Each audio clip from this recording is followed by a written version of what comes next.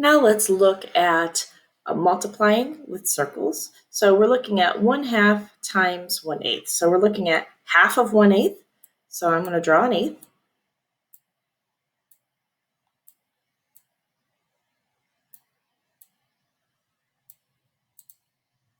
There it is. Now I only want half of that. 1/8 is too big of a piece for me. I want half of it. So we have to figure out what that half slice is. And so if we cut all the other pieces in half as well, and then we can figure out, and these should be equal pieces. So a little harder time cutting these than the number line, I think.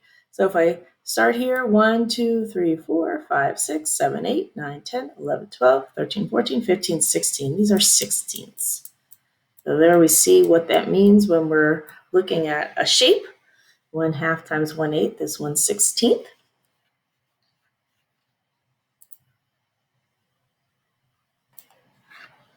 Now, if we think about 2/3 times 1/4, so I'll mark a fourth.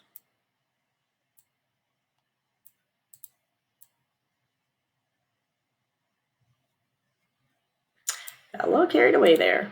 Let's erase that part. There's a fourth, and I want 2/3 of that.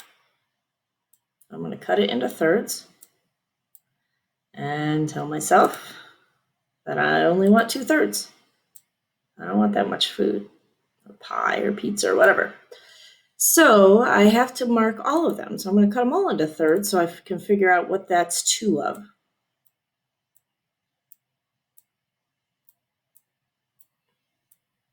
So it's 2, and now I'm going to figure out what these slices are. 1, 2, 3, 4, 5, 6, 7, 8, 9, 10, 11, 12. So that must be 2/12. And again, if you multiply straight across, but if we want to look at it in terms of its simplest terms, we can say, well, I can group them by 2's. And when I group them by 2's, I see that I have 6 pieces. So my 2/12 is 1/6. Again, we could divide. 2 divided by 2 is 1. 12 divided by 2 is 6.